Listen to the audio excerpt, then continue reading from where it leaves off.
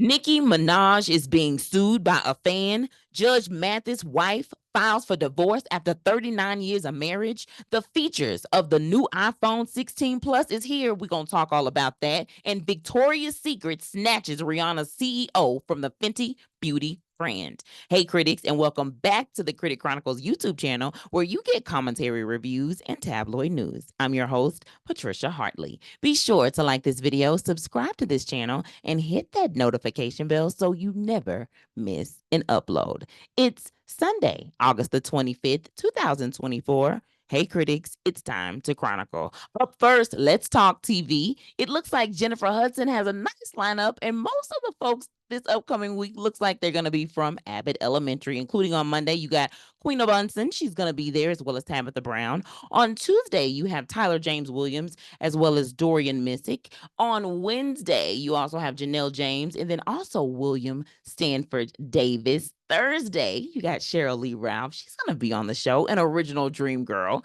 And then on Friday, you have Chef Kwame. Oh, also congratulations, Cheryl Lee Ralph. Her son actually recently got married, and she posted on her Instagram because, of course, I got to follow Cheryl Lee Ralph, baby. She's got a chance to meet her some years ago at a convention. I will never forget that. Shout out to her. She was so sweet when I had a chance to meet her. But yeah, her son actually got married. And let me continue on with the Tamron Hall show on Monday. Power Book 2, the entire Ghost cast is going to be on the show. Tuesday, you got Gerard Carmichael. And on Wednesday, who else but Glow? Sorry. That's Glorilla for those of you that don't know. Sherry Shepherd has a nice lineup as well on Monday. The fabulous Wayne Brady is going to be stopping by, probably talking about his reality show. I spoke about that a while back. The one that he has actually with his ex-wife, as well as her new partner, as well as with his daughter. I think that's kind of the cast. Yes, but shout out to Wayne Brady. Tuesday, Ricky Lake is going to be on the show. All the talk show hosts are coming out. I know it's not necessarily because of, Phil Donahue passing away, but it just feels like it because also Sally Jesse Raphael, she's going to be there on Wednesday, along with Kadeem Hardison. And then on Friday, who else but Miss Deborah Cox? How did yeah. Okay. That's enough. Okay. Now, y'all, it's time to go black on the cover. First off, I'm so glad that Billboard has finally released their digital copy through Hoopla of the August the 24th issue featuring A$AP Rocky. I have seen so many clips and so many just reports about A$AP Rocky speaking highly of his partner Rihanna. So that's always good to hear, along with the cheering. Heard that he's tired of some song out there. He's been showing video and all of the things, but you can check him out in Billboard. He also does an interview with them as well. And Miss Vanessa Williams, she graces the cover of Woman's World's September 2nd issue. She looks foxy in a shimmery gold dress that's on the cover.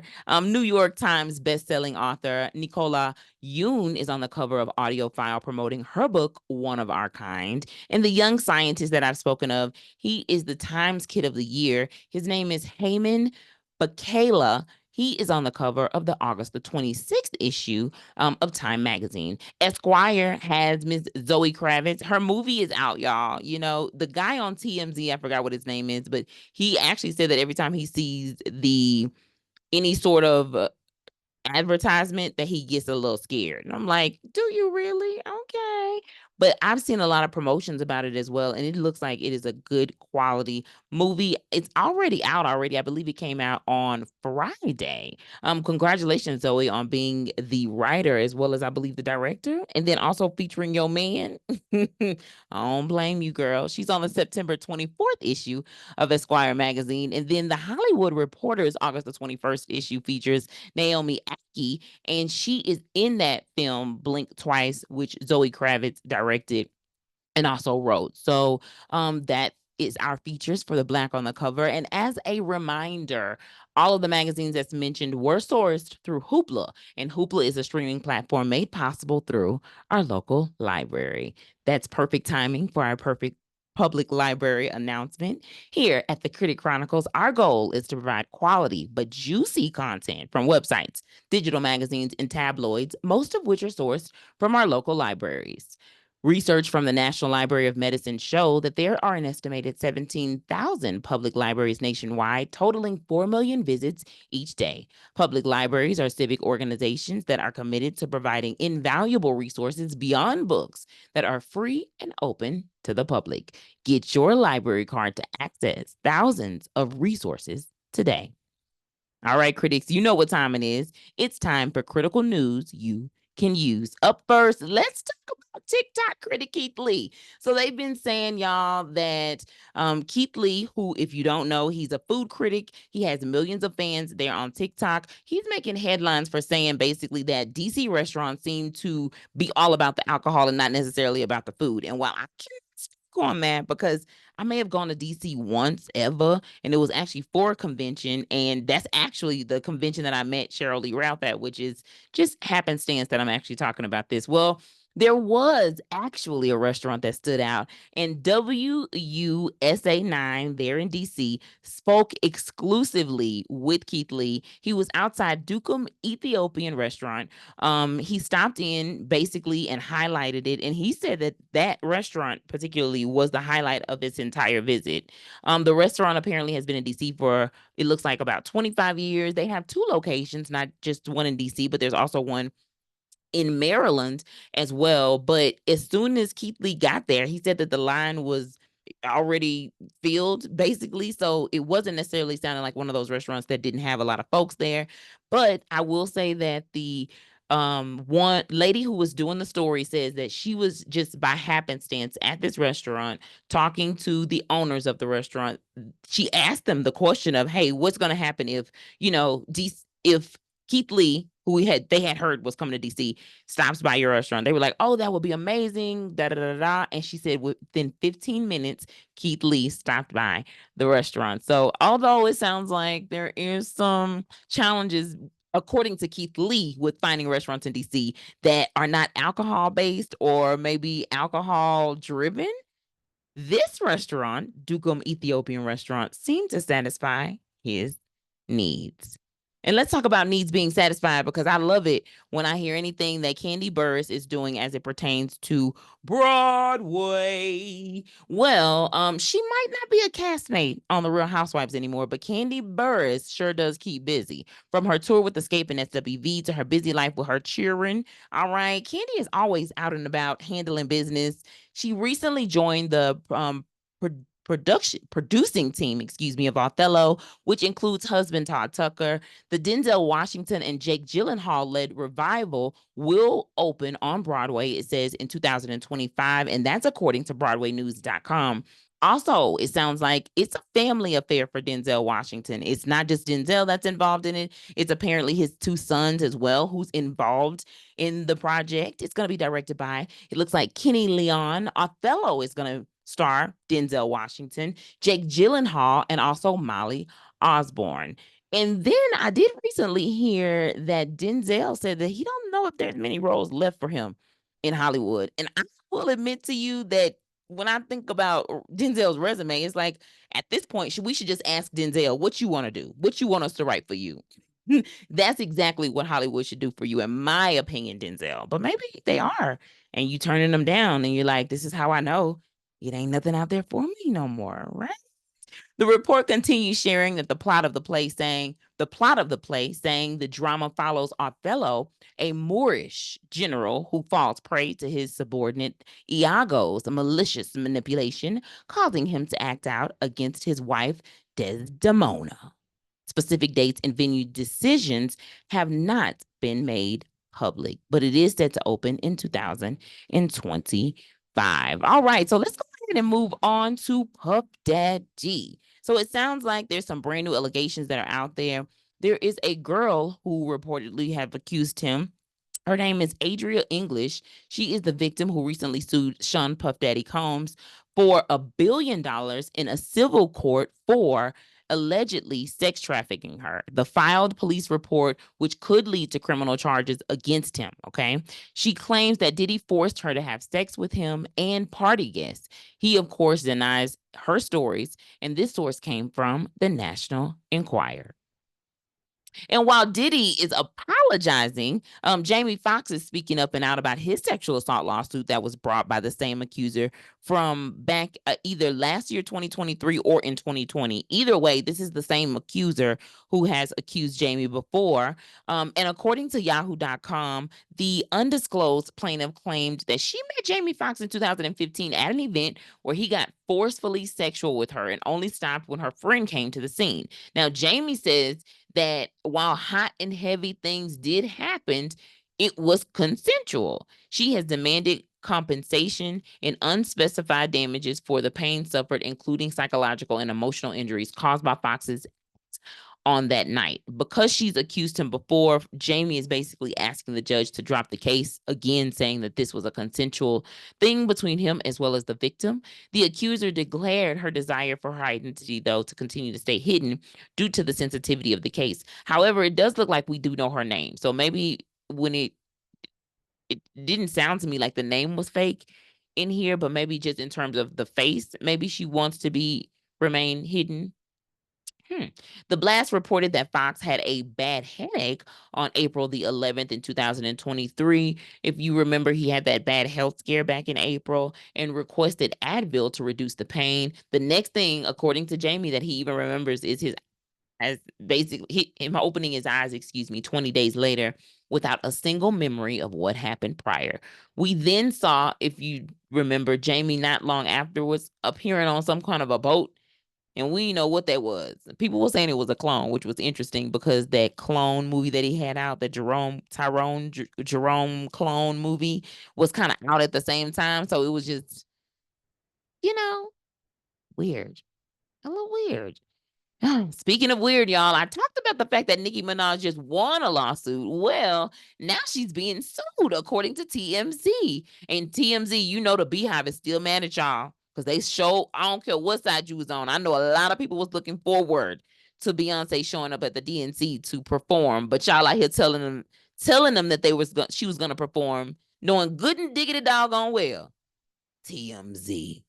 Anywho, Nicki Minaj is being sued for slander by a fan.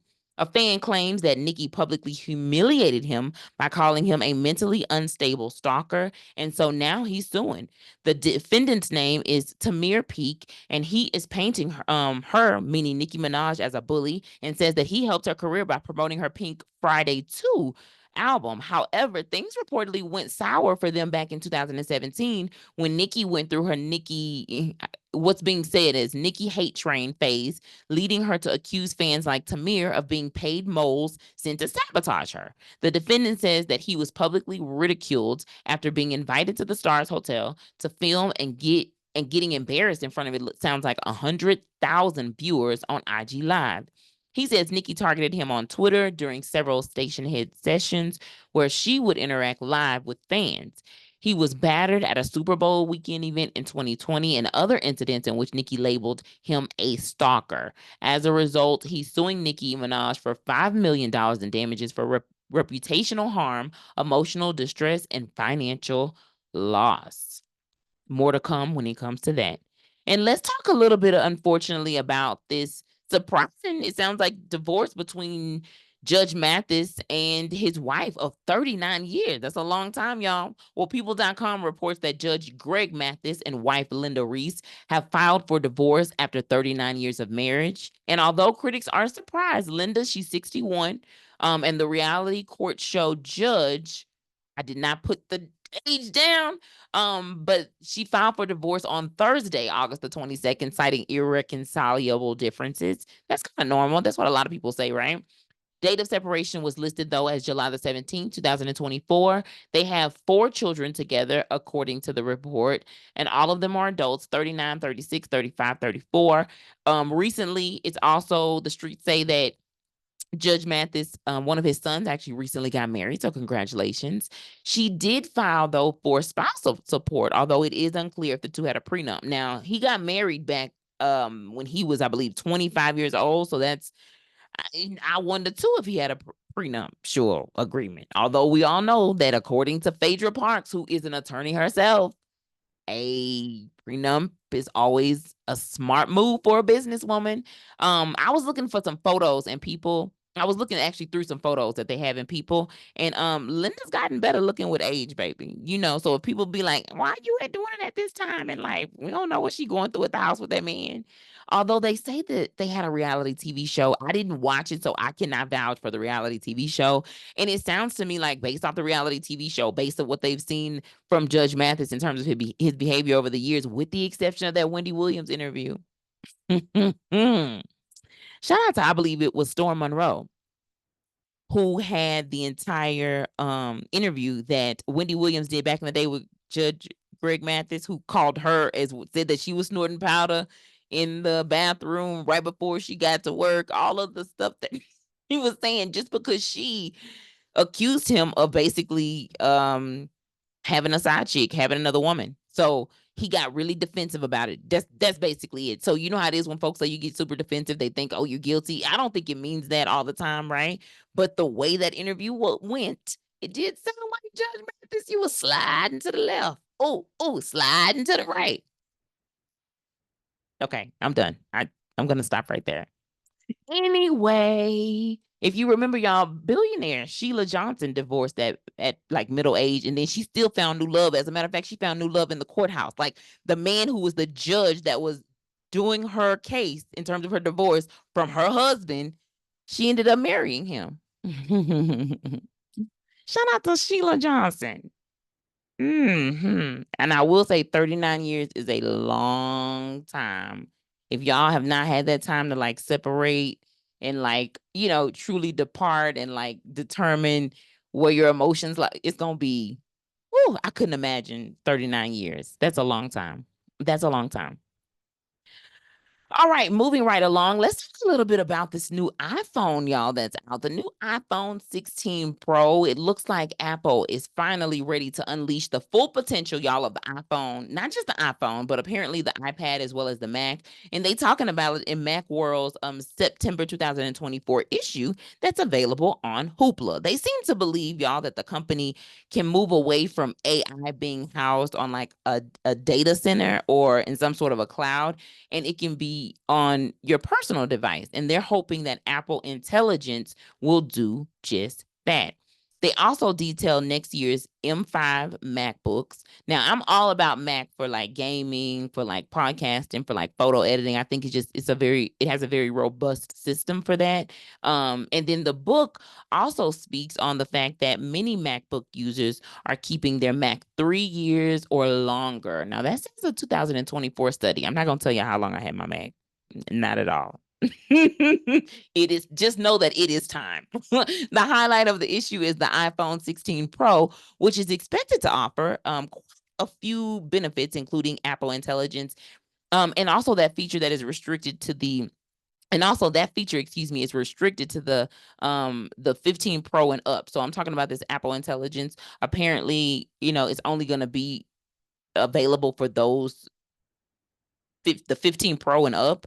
And some of those features include the email notification summaries that are going to be a part of the new features, the text enhancement tools, the image as well as the emoji generators as well, and more. And but I wonder what they mean by emoji generators. Is it like you get to talk in it and say like what you want the emoji to look like and it's gonna send it to somebody? A titanium design is supposed to result in a lighter phone, right? So it's not going to be as heavy if you have to have those prolonged periods of time in which you talk on the phone, which I think is great to get some headphones for something like that. Like, just grab yourself some headphones, right? Larger displays are going to be on the phone, as well as improved display performance, better cameras. I don't remember who it was, but they collaborated with a new camera company in order to have better, it seems like, cameras with higher resolution as well. And the 16 model will unlock even more advanced photography tools, according to the magazine. So some faster charging speeds as well is supposed to be a part of it, right? Higher storage capacity, all of the things that happen when it comes to a new phone. I will say this, let me tell y'all something. When y'all say, anytime it is said that a device has a better charging speed, after a certain amount of time, it does not charge at that same speed anymore.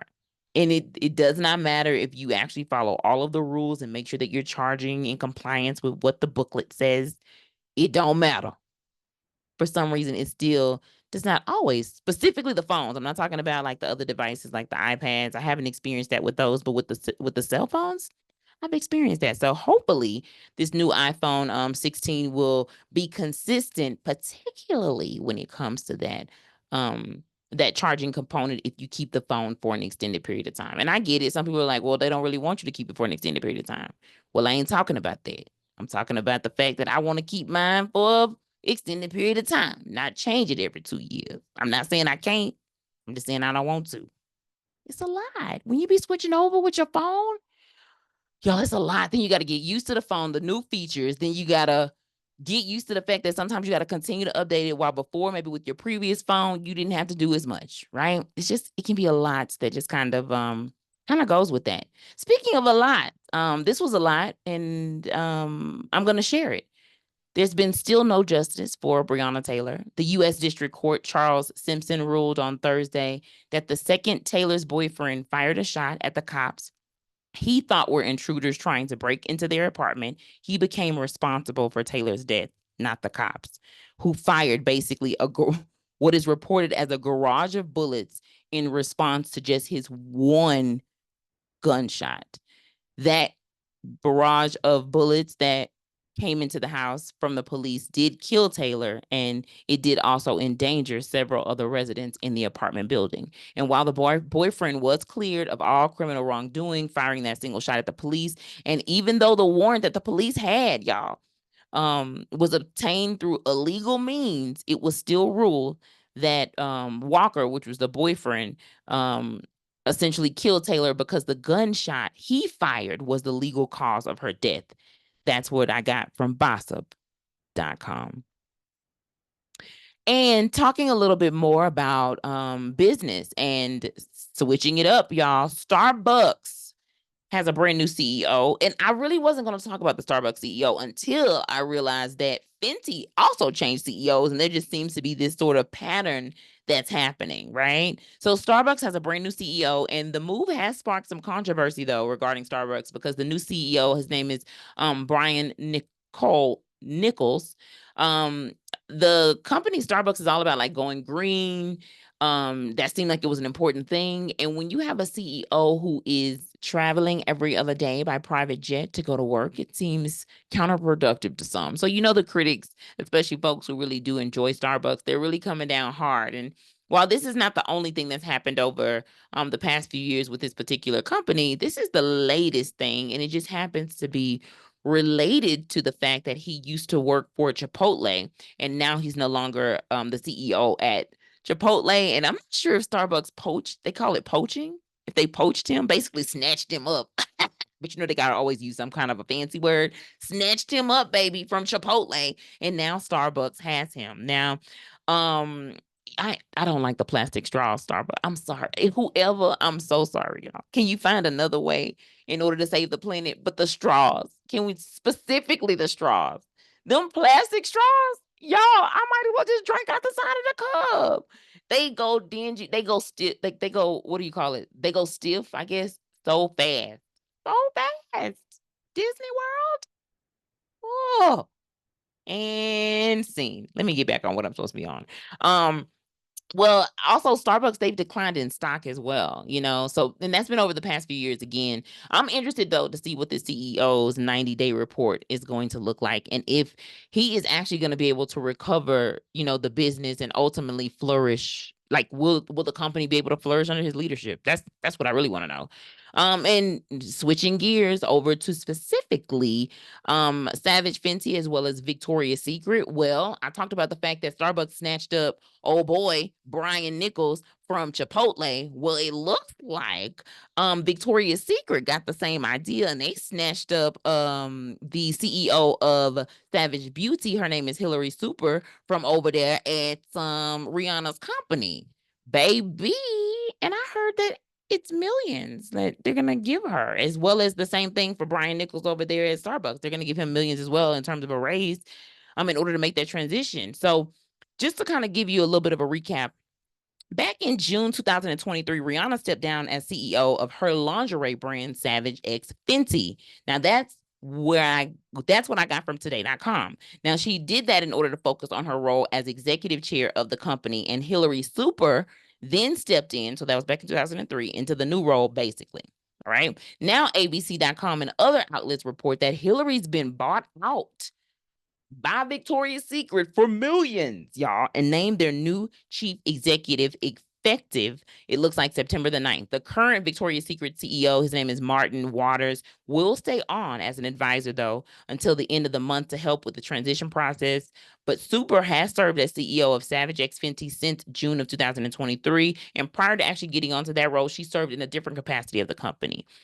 um she also has some experience in other clothing brands as well, particularly around North America and the United States. Now, on the surface, it don't look like the best move, in my opinion, right? Because Savage Fenty's doing good. You ain't heard about Victoria's Secret doing nothing but shutting down. I'm being honest with you. I'm just being real. But so maybe they know something definitely, that I don't know. They up in there playing chess in terms of what I know. I just know the checker of it, right? So we shall see. But shares have also fallen almost 50% since August of 2012 for Victoria's Secret, when the company made its actual debut. Now, the brand's runway show, if you don't know, is also scheduled to return in this autumn, and I got that from harpersbazaar.com. Now, that's definitely going to be interesting because if you don't know, Rihanna does all of her runway shows as well. I'm not sure if she does a live show. Maybe prior to the pandemic she did do a live show, but they're typically available on some sort of a streaming service. And so it's going to be interesting to see Victoria come back with their runway show. It was super popular. I mean, for years, a lot of people talked about it in terms of the Victoria's Secret runway model. They would have some of the runway show. They would have some of the top models that was modeling. You got anybody from, the classics like Naomi Campbell to Tyra Banks to, some of the new girls that are out there as well, right? But I said all that to say, Victoria's Secret said that they came back with the runway show because fans wanted it. Online, they saw it. They wanted it. They got it.